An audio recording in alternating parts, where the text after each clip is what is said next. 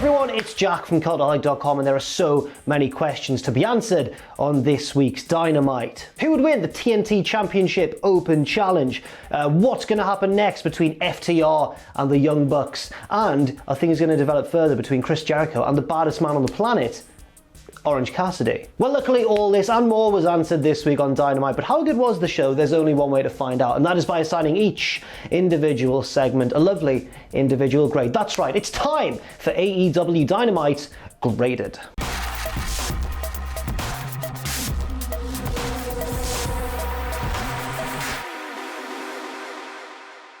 We start things off with Chris Jericho's music. He's out to join the usual lads on commentary, and for the part of the show that he was commentating on, he was really good. It's Chris Jericho, he's good at everything in wrestling. The opening match that he is commentating over is The Butcher and the Blade taking on, making their in-ring AEW debut, FTR, formerly known of course as The Revival. If you've been living under a rock, but you probably haven't, you'll know, I wager that every single person watching this video knows that FTR are indeed The Revival. This was a great tag team match to open the show. Easily The Butcher and the Blade's best showing since signing with AEW. And I just really like how The Revival's gimmick in WWE was always just that they were really good tag team wrestlers and they knew how good they were and they wanted to show everyone else. And that was 100% carried over into AEW as FTR. But it wasn't just FTR busting out the old school psychology and tactics and strategizing. The Butcher and the Blade had some nice little sequences as well and got a couple of very convincing near falls here and there. But predictably, FTR were able to pick up the win, which is totally the right result, with just an array of double team moves. They used quite a few brainbusters moves because both Arn Anderson and Tully Blanchard are in AEW at the moment. They used the Shadow Machine, or the Goodnight Express as it is now known, and they finished things off with a lovely jumping spike pile driver from the top rope. Not a pile driver from the top rope, Jesus, you know what I mean. He was holding him on the canvas and the other one. Bloody hell. After the match, FTR are joined by the team that we all want to see them do battle against. That's right, Head Cheese, Al Snow, and Steve... No, it's the Young Bucks, unfortunately. Matt Jackson says, you didn't really introduce yourselves last time, so let us do that for you. I'm Matt, this is my brother Nick, and we have been running and carrying tag team wrestling for the past 15 years. Now, I would take issue with that as a massive fan of the Motor City Machine Guns, and I hereby declare that I hope that Alex Shelley and Chris Sabin rock up in AEW and kick the Young Bucks' ass. But for now, I'm fine with FTR doing it instead. But the segment is not given a chance to develop as the heels re-enter the ring and start beating everybody up, joined by Jimmy Havoc and Kip Sabian, but the heels are all ran off thanks to the help of Kenny Omega and Hangman Adam Page. Well, Hangman sort of joins in. I mean, he's carrying a drink, sauntering to the ring in classic Hangman style, so he gets there once all the heels have already been taken care of, but he was there, and it's the thought that counts sometimes. We end the segment with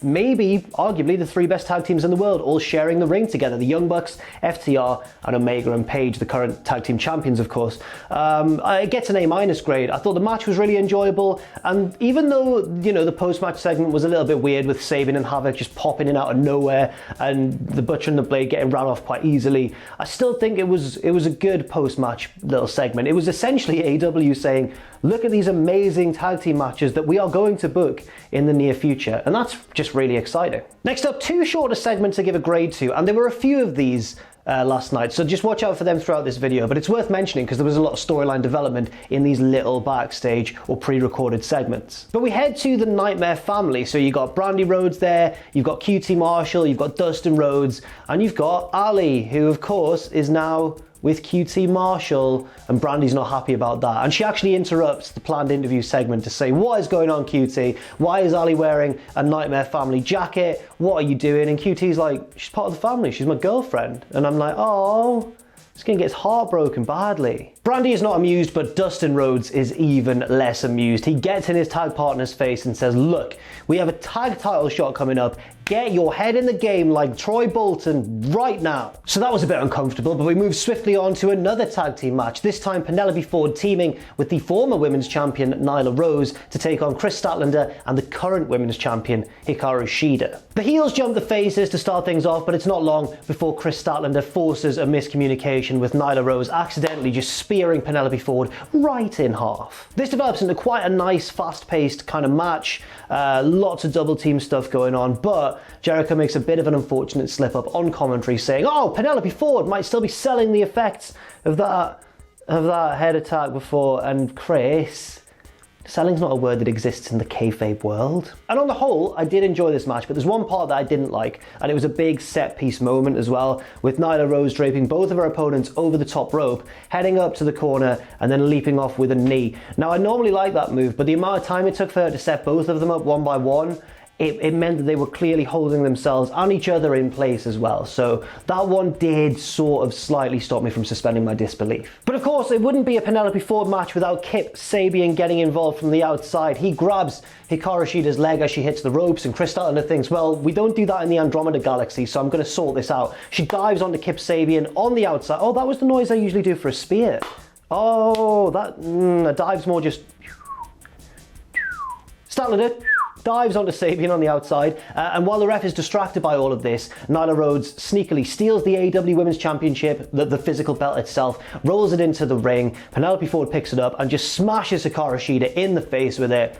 1, 2, 3. This gets a B grade. Interesting developments with Penelope Ford picking up a pinfall victory, however cheap, over the reigning women's champion. However, I am sick a bit of seeing this sort of combination of women or various slight variations on these four women in tag team matches or fatal four-ways against each other.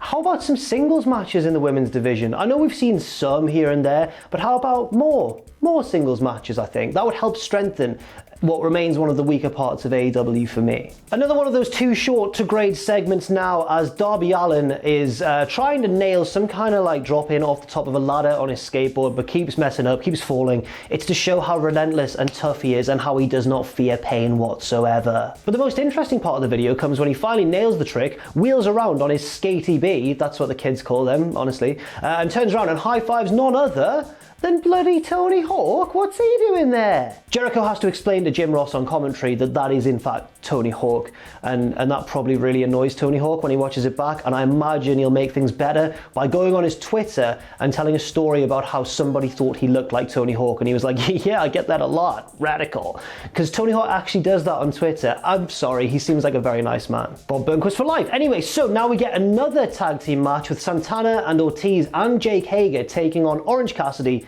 and the Best Friends. And Hager is not messing about in this match. He grabs Orange Cassidy straight away and just throws him halfway up the ramp. That is one way to secure a tidy little numbers advantage for your team. This develops into a very smooth tag team match. It was very smooth. I really enjoyed this one. It was smoother than butter on a biscuit.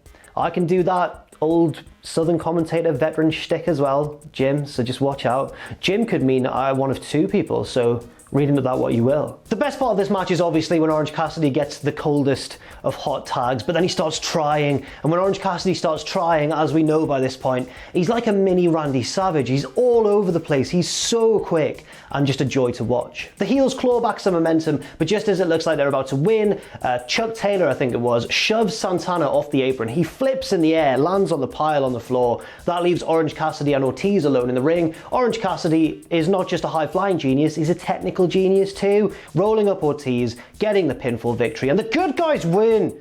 Come on. Now obviously Chris Jericho on commentary is not happy about this. He leaves his station, grabs his baseball bat and just starts nailing fools in the ring, leading a beatdown of the babyface team. The heels fetch a bag of oranges, blood oranges, from under the ring and just like nail Orange Cassidy with it in the head and face several times. Jericho also gets a bat shot in there, and the culmination of all of this is that Orange Cassidy is just bleeding all over the canvas. And everyone I assume feels really bad for him. I certainly did. This gets an A- grade because even though it could have gone a bit longer in my opinion, I really enjoyed the match. The beatdown was a little bit silly, but also kind of unique. Jericho always does unique things. And it was a strong part of the show. Nothing blow away amazing, but it was original and it was good.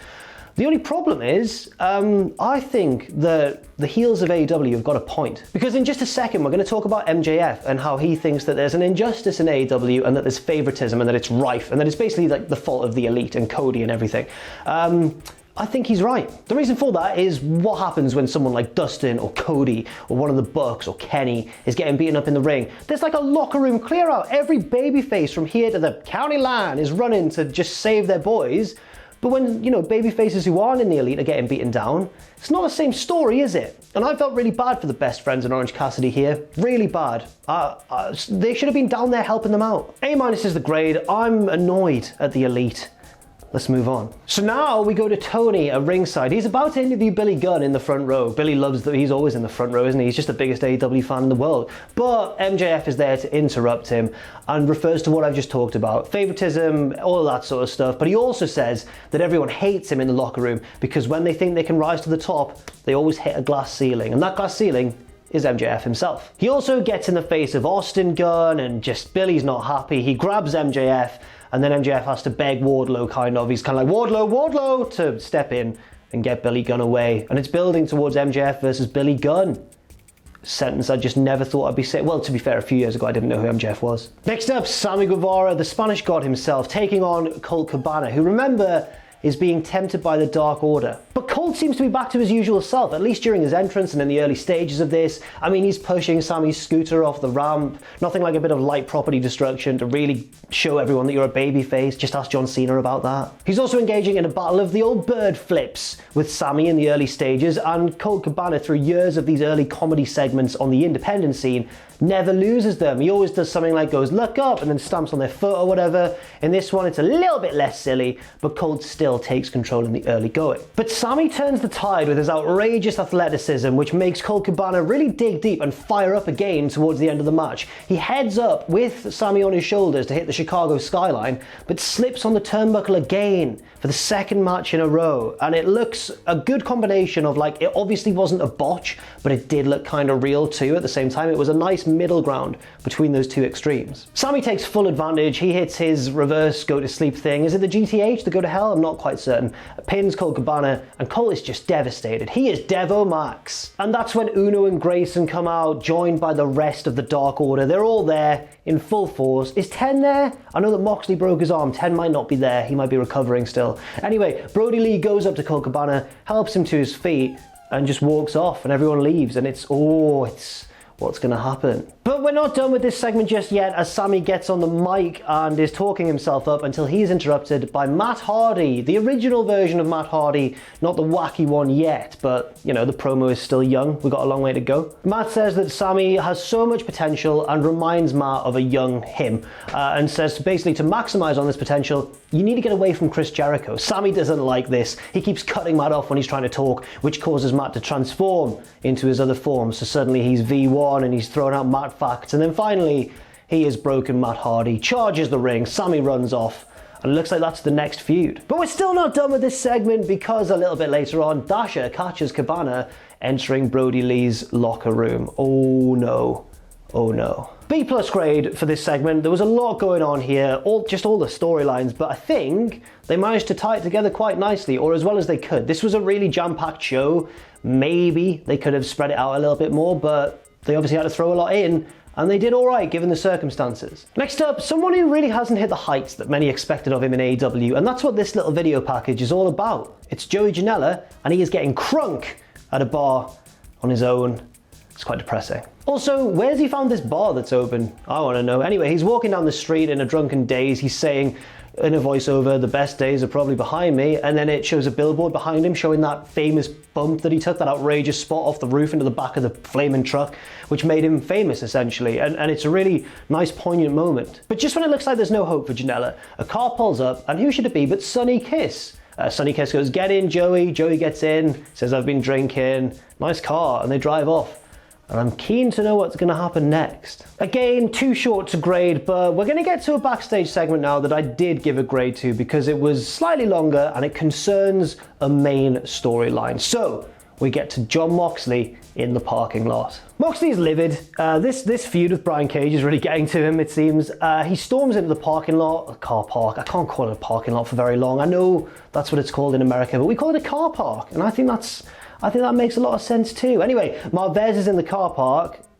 I see why they do it now. It sounds really, really not very glamorous when we say it. Marvez is there. Moxley comes up and Marvez says, are you all right, John? You seem a bit angry. And he is. He says, yeah, I'm just really, really angry. I shouldn't write wrestling segments. That proves it there and then. Moxley is angry. He says the very idea that Brian Cage even thinks, the very idea that anyone thinks that they can take this belt from me really gets me mad. And I really can't channel the rage that Moxley was in the promo. My point is, it's a good promo, and Moxley may well be the best natural talker in all of wrestling right now. But Taz overhears the commotion. He comes out, he's not very happy, he shoves Moxley, they get in each other's face. It's all a distraction, because in a lovely camera shot behind Moxley's head over his shoulder, we see this just gargantuan figure getting closer and closer from the distance. It's Brian Cage in jeans and no t-shirt, and he knocks Moxley down and batters him all over the place. He's throwing him into a car, he's getting ready to hit the drill claw on the concrete by the looks of it, but Taz goes, stop, we've delivered our message. But Brian Cage doesn't listen to him. He picks up Moxley, throws him into a windshield, smash, glass goes everywhere, and Moxley could be in trouble at Fyter Fest. This gets an A- grade. I enjoyed it. It's a simple sort of device they're using, the classic stack the deck against the babyface champion, make it look like he's got no hope of retaining the title. It's classic, you know, Hulk Hogan stuff, but it's done really, really well. Moxley's just a beast on the microphone, and Brian Cage is a beast in the flesh. And finally, the main event of the night, Cody's TNT Open Challenge against Quen of Private Party. Both guys start off big in this one. Cody goes for the disaster kick straight away, and Quen boots him out of midair. And again, shades of last week, with Cody being a little bit too fired up, maybe a little bit too intense. The turning point of the match comes when Quen goes for a springboard and just trips and retweaks the ankle that he hurt in recent weeks. And Cody's just on him straight away. He's going for the ankle mercilessly. He cares so much about retaining the title, of course he does. But again, I can't get out of my head that they're just going to turn him heel at some point, and I love it. I hope that's what happens, because I love a slow burn heel turn. Now, Quen does a great job here, and I think this may have divided opinion somewhat, but I think Quen does a great job of alternating between selling the injured foot and still hitting his high-flying moves. Now, I know a lot of traditionalists will go, he's hurt his leg, he shouldn't be doing any high-flying moves, but he should, as long as he does what he did here, which is make sure that every move takes a toll on his leg. He's limping worse and worse throughout the match. He's going for dives and everything and planches, but every single time he bumps, you see him wince, and when he gets up, he's slow to get up, and by the end, he's almost crawling. It was a masterclass in selling, in my opinion. Cody even seems to recognize this and use this to his advantage. At one stage, Quen goes up top, so Cody rolls to the ramp, and Quen does a 450 onto the ramp, and he nails it, but obviously it hurts him more than if it had just been in the ring. The psychology is off the chain, everybody. But unfortunately, the finish is a little bit abrupt for my liking, but I think it does work in the context of the match itself. Quen going for a shooting star press off the top, Cody scuttling sort of underneath him, twisting his body, catching him in an ankle lock, and then transitioning into kind of a foot ankle lock. What was that? It was cool, whatever it was. I'd like to see him use it more. That is enough for the win. And as I say, the finish was probably quite abrupt.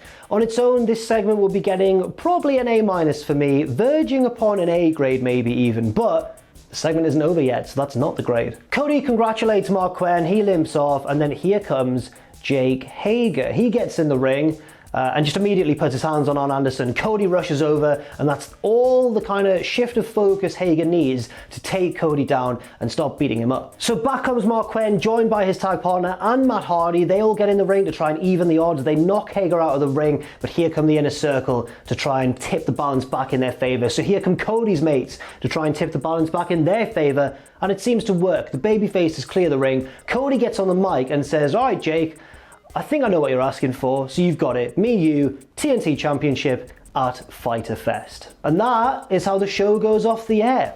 That segment gets a B+ grade from me. You may have noticed that I've knocked it down from how good I thought the match was. The post-match segment felt a little bit too scrambled for me. I feel like the brawl was a bit weak almost. I mean, I know Matt Hardy's getting on a bit, but he did kind of walk to the ring. You know, I mean, I can't judge him that much. I mean, the guy's been entertaining us for decades now. However, I do feel like the whole atmosphere of the brawl was a little bit sluggish. Maybe we'd seen too many brawls on the show already, perhaps. I don't know. Also, I'm just not a fan of Hager as a challenger for Cody's championship for two reasons. One, we have just seen him challenge Moxley for the AEW World Championship, and two, I'm loving these open challenges against lower card guys. I love the match against Jungle Boy, love this one against Quen. I really wanted to see that keep going. Maybe against a heel for Fyter Fest to raise the stakes a bit, lead to a bit more natural tension. But I was enjoying seeing these guys get more exposure, and I am disappointed that that isn't happening, at least for a little bit. But anyway, it was still a strong closing segment, don't get me wrong. It just wasn't as good as I thought it could have been. The overall grade for the show, however, is a good one. It is an A-. I thought this was a really, really consistent show. Lots of storylines being developed at the same time. Arguably too much. It was a little bit of a jam-packed show, a little bit full. successful, but I still think it was an impressive one, and well worth a watch as well, especially if you're a fan of FTR. So that's it. Thank you very much for watching this video. I've been Jack from Cultaholic.com. Let me know what you thought of Dynamite in the comments section down below, and there's not much more to say. Thank you once again. Stay safe out there, stay positive, and I'll see you very soon.